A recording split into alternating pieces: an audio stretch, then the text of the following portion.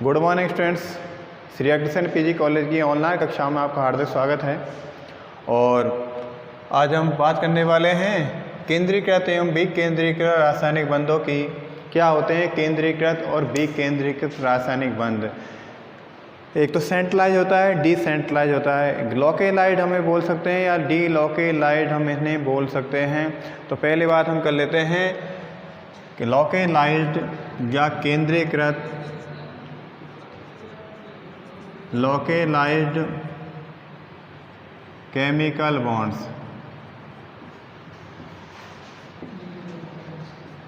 केंद्रीकृत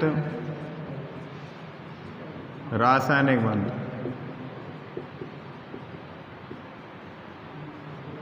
केंद्रीकृत रासायनिक बंध ध्यान देना ही होते क्या है, कार्बनिक अणुओं में परिभाषा लिख लेते हैं। कार्बनिक अणुओं में उपस्थित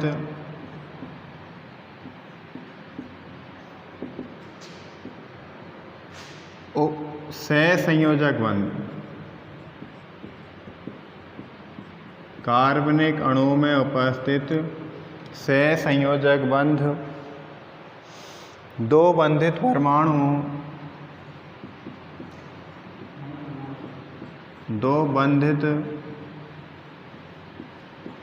परमाणुओं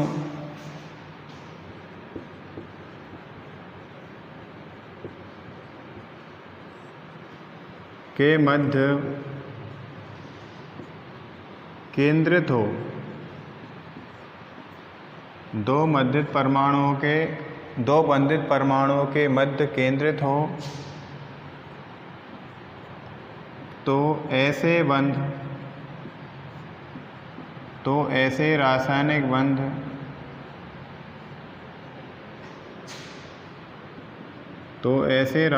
बंध केंद्रीकृत रासायनिक बंध कहलाते हैं। केंद्रीकृत रासायनिक बंध कहलाते हैं।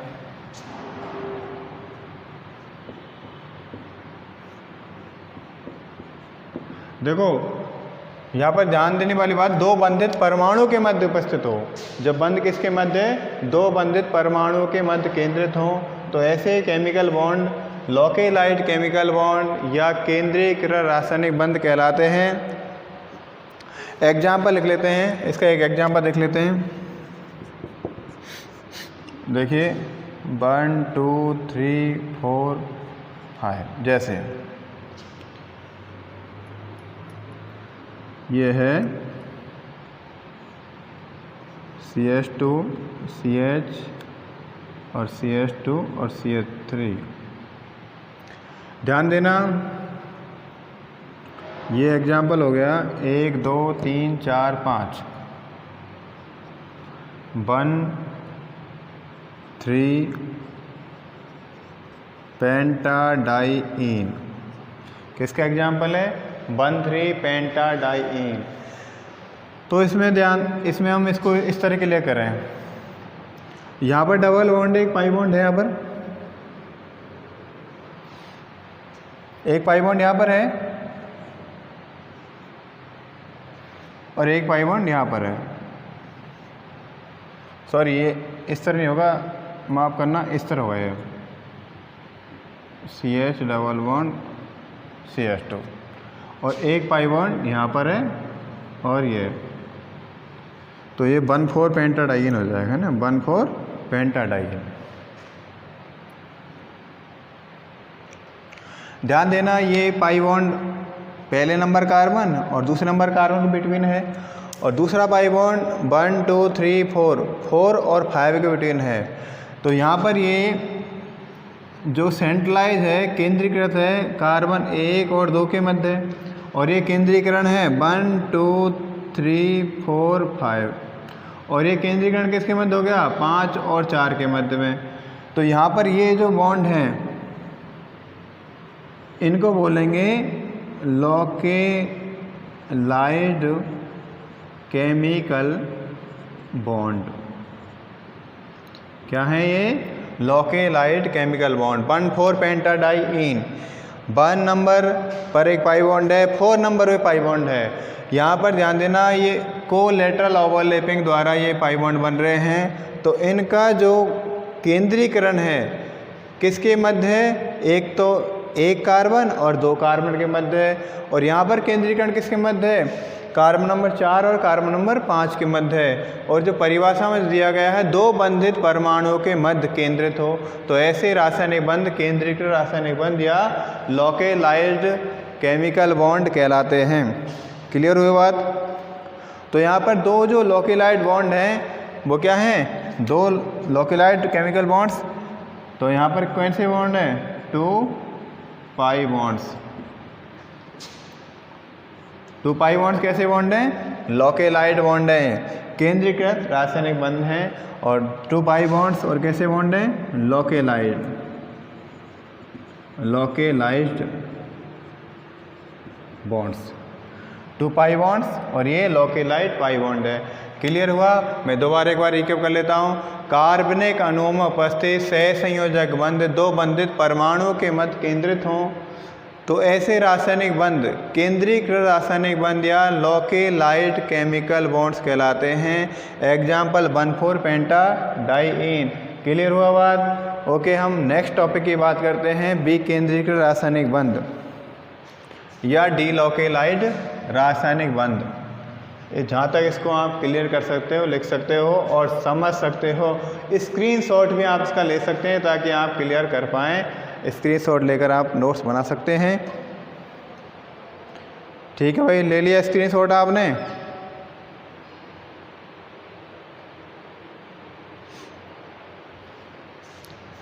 अब हम लिख देते हैं विकेंद्रीकृत। क्या लिखते हैं? दूसरा नंबर 2 है डीलोकेलाइज्ड या विकेंद्रीकृत रासायनिक बंध। तो हम इसमें चेंज करते हैं, कार्बनिक अणु उपस्थित सहसंयोजक बंध 2 बंधित परमाणु के मध्य केंद्रित न होकर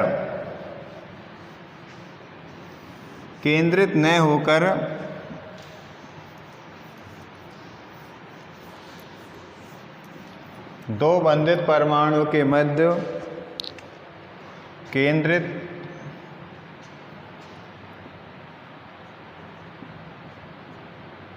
नहीं होकर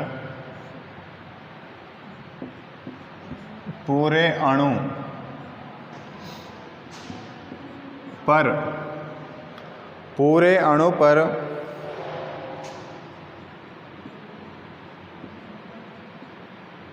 विकेंद्रित हो जाते हैं, पूरे अणु पर विकेंद्रित हो जाते हैं। ऐसे रासायनिक बंधों को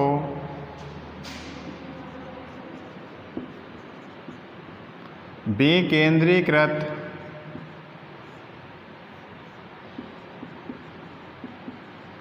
रासायनिक बंध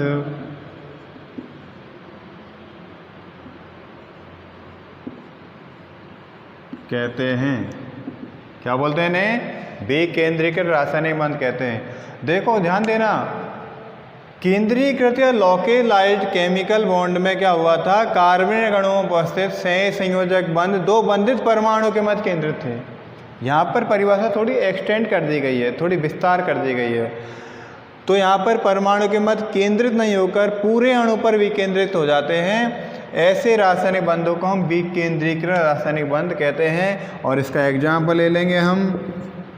एग्जाम्पल लिखने से पहले स्ट्रक्चर लिख देते हैं 1 2 3 4। चलो ये लिख देता हूँ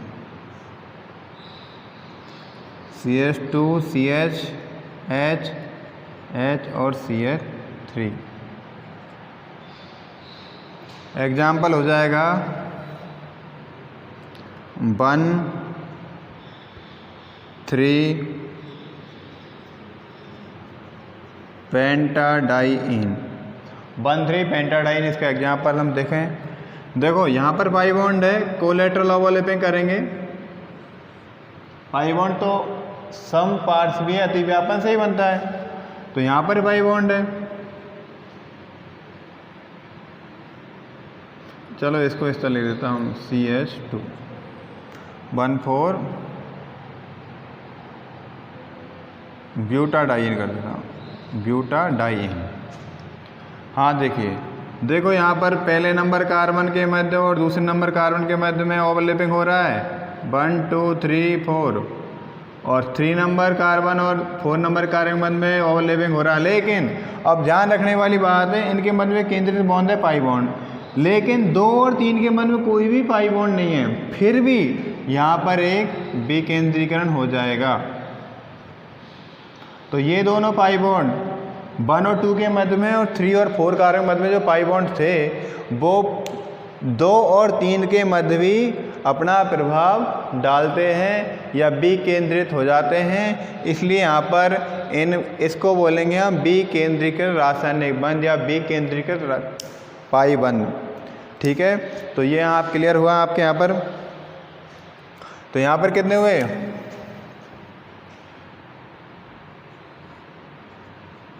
2 पाई बॉन्ड्स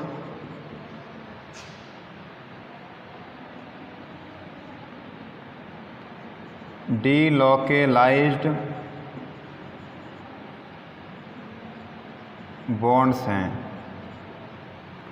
2 पाई बॉन्ड्स क्या हैं, डीलोकेलाइज्ड बॉन्ड्स हैं। राइट, क्लियर हुआ। अब एक एग्जांपल और ले लेते हैं इसका। ये तो एग्जांपल हो गया जस्ट फर्स्ट। बेंजीन की बात करें,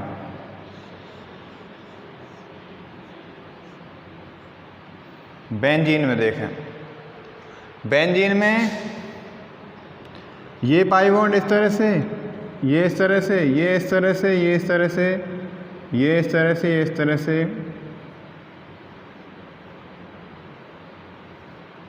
तो आप देख सकते हैं यहाँ पर तो प्रभाव है, ये बॉन्ड बॉन्ड के प्रभाव तो है, लेकिन उसके बाद ये प्रभाव भी और आ जाएगा। तो इस तरह बेंजीन में भी क्या हो जाएगा,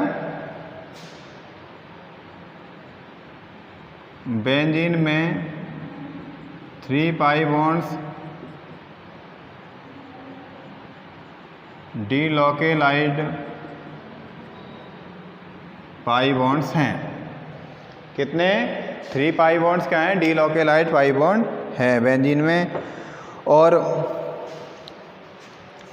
ध्यान देना, डीलोकेलाइज्ड का क्या प्रभाव पड़ता है स्टेबिलिटी पर।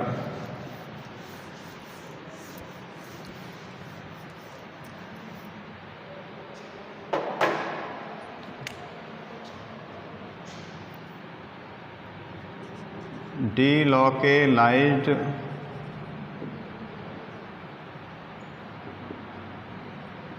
Chemical bonds increase stability increase, और स्टेबिलिटी इंक्रीज होती है तो ध्यान देना क्रियाशीलता घटती है, रिएक्टिविटी डिक्रीज।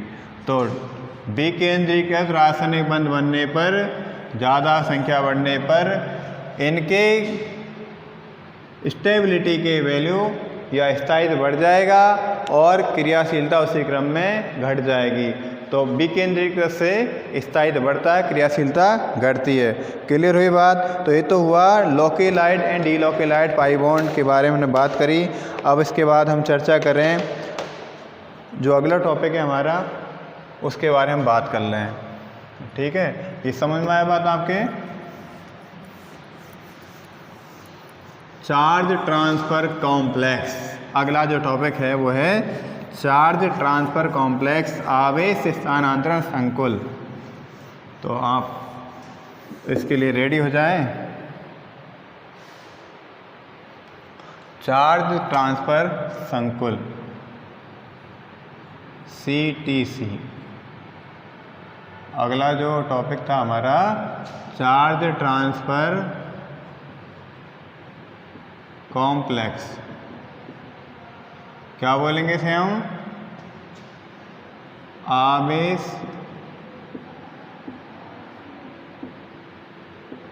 स्थानांतरण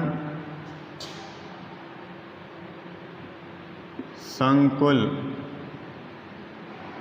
आवेश स्थानांतरण संकुल क्या है? ये क्वेश्चन आता है और कमेंट्स भी आती है इस पे। Right A short notes on charge transfer complex या आवेश स्थानांतरण संकुल पर एक संक्षिप्त टिप्पणी लिखें। तो इसमें देखो हम क्या लिख सकते हैं? चार्ज के ट्रांसफर से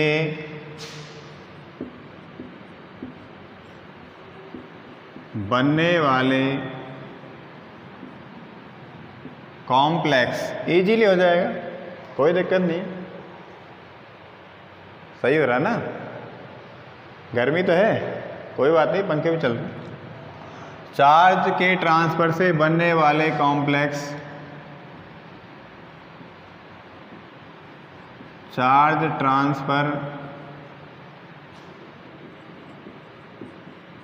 कॉम्प्लेक्स कहलाते हैं। चार्ज ट्रांसफर कॉम्प्लेक्स कहलाते हैं। राइट? बिल्कुल जो डेफिनेशन है अकॉर्डिंग टू टाइटल के अनुसार ही मैंने इसको डेफिनेशन दे दिया। अब चार्ज का ट्रांसफर कैसे होता है? चार्ज का ट्रांसफर डोनर टू एक्सेप्टर होता है, दाता से ग्राही की तरफ होता है। अब दान कौन करेगा? कौन करेगा दान? जिसके पास सरप्लस होगा, जिसके पास चार्ज या इलेक्ट्रॉन ज़्यादा होगा वो दान करेगा। जिसके पास कम है, लेक ऑफ चार्ज है, चार्ज की कमी है, वो ग्रहण करेगा चार्ज को। तो चार्ज का जो फ्लो होगा ट्रांसफर डोनर टू एक्सेप्टर होगा। तो लिख देते हैं चार्ज का ट्रांसफर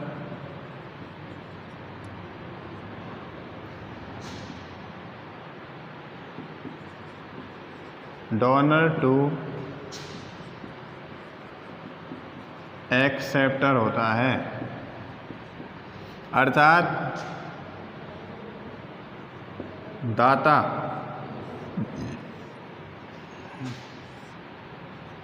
और दूसरा कौन है? ग्राही। दाता से ग्राही की तरफ चार्ज का ट्रांसफर होता है और इस दौरान जो बनता है कॉम्प्लेक्स वो बनता है CTC, charge transfer complex. Example हम देख लेते हैं इसका। एक एग्जाम्पल बहुत बढ़िया है, देखो चार्ज के ट्रांसफर से बनने वाले कॉम्प्लेक्स चार्ज ट्रांसफर कॉम्प्लेक्स कहलाते हैं। एग्जाम्पल हम देख रहे हैं मेसेटिलीन,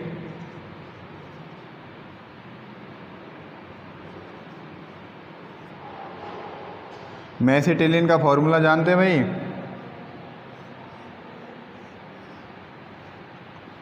बेंजीन के एकांतर क्रम में CH3 ऐड होता है, वो से हम मेसेटिलीन बोलते हैं। मेसेटिलीन तथा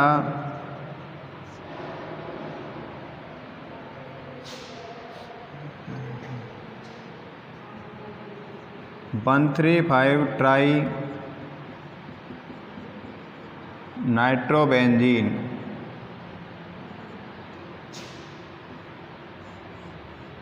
(1,3,5) ट्राई नाइट्रोबेंजीन NO2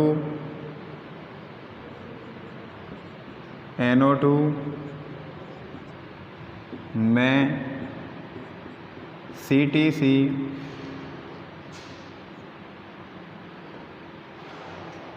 देखो एग्जाम्पल मेसेटिलीन तथा 1,3,5 ट्राई नाइट्रोबेंजीन में CTC को किस तरह समझाएं, ये हम देख लेते हैं। दाता से ग्राही की तरफ होगा, डोनर टू एक्सेप्टर होगा। गौर करना भाई, इधर देख लें।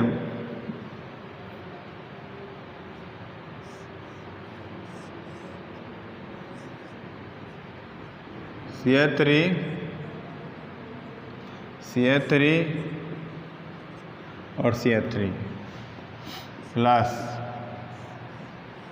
कॉम्प्लेक्स फॉर्मेट कर रहे हैं हम NO2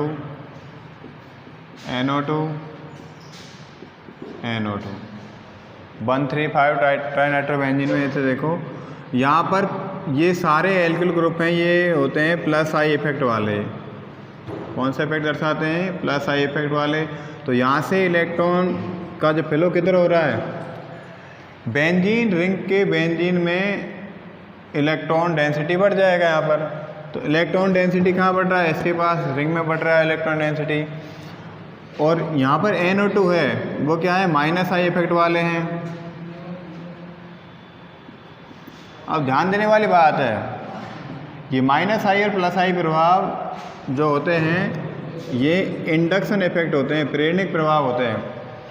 तो अब ये क्या है? इलेक्ट्रॉन खींचेगा अपनी तरफ। इलेक्ट्रॉन खींचेगा तो इसके पास चार्ज की कमी हो जाएगी। तो चार्ज की कमी होने के कारण यहाँ से फ्लो होगा चार्ज का, ट्रांसफ़र होगा चार्ज का। वो किधर से होगा? मेसिटिलीन टू 1,3,5 ट्राइनाइट्रोबेंजीन तरफ होगा। तो ये डोनर हो जाएगा, ये क्या हो जाएगा? डोनर। और ये क्या हो जाएगा? एक्सेप्टर। तो अब जो बनेगा कॉम्प्लेक्स, जो व्यवस्था होगी वो देखना आप, इस तरह की व्यवस्था बन जाएगी। ये तो हो गया मेसिटिलीन का, और ये जो बना देते हैं हम 1,3,5 ट्राइनाइट्रोबेंजीन का, NO2 NO2 और NO2। गौर करना भाई, इसके पास तो इलेक्ट्रॉन की चार्ज की कमी हो गई थी, इसके पास चार्ज बढ़ गया, इलेक्ट्रॉन डेंसिटी बढ़ गया, इसका घनत्व बढ़ गया, चार्ज घनत्व बढ़ गया और यहाँ पर घनत्व घट जाता है। क्यों? यहाँ पर तो देखो चार्ज का flow methyl to benzene ring, methyl to benzene ring, methyl to benzene ring. अब यहाँ पर क्या है? बेंजीन के पास जो भी है ना खींच रहा है, NO2 क्या खींच रहा है अपनी तरफ से? तो NO2 खींच रहा है, 3 NO2 खींचने वाले लगे हुए हैं। तो यहाँ पर बेंजीन वलय में चार्ज की कमी हो जाएगी। तो बेंजीन वलय में चार्ज की कमी होने के कारण यहाँ पर आंशिक रूप से हम ये वलय कैसी हो जाएगी? पॉजिटिव, और ये वलय कैसी हो जाएगी? नेगेटिव। तो एक के पास तो चार्ज सरप्लस में है, अधिक है, तो जिसके पास अधिक है वो चार्ज दे देगा, किधर ट्रांसफर करेगा? जिसके पास कमी उधर करेगा। तो चार्ज का फ्लो किधर होगा? तो ध्यान देना, चार्ज का फ्लो होगा, ट्रांसफर होगा इधर से किधर हो जाएगा? Mesitylene to 1,3,5 trinitrobenzene. और यहाँ पर एक कॉम्प्लेक्स फॉर्मेट होगा, और वो कॉम्प्लेक्स होगा CTC, चार्ज ट्रांसफ़र कॉम्प्लेक्स। तो यहाँ पर जो डोनर है वो D+ वाला हो जाएगा, और डोनर टू एक्सेप्टर ये इलेक्ट्रॉन डोनेट करेगा तो प्लस आ जाएगा, और ये इलेक्ट्रॉन लेगा तो इस पर माइनस आ जाएगा, दाता टू एक्सेप्टर। और ये बन गया एक कॉम्प्लेक्स। तो इसको बोल देंगे हम चार्ज ट्रांसफ़र कॉम्प्लेक्स। क्लियर हुआ बात? क्या बोलेंगे इसको हम?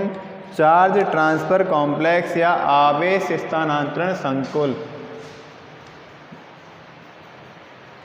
चार्ज ट्रांसफ़र कॉम्प्लेक्स या आवेश स्थानांतरण संकुल। तो ये हो जाएगा CTC, charge transfer complex of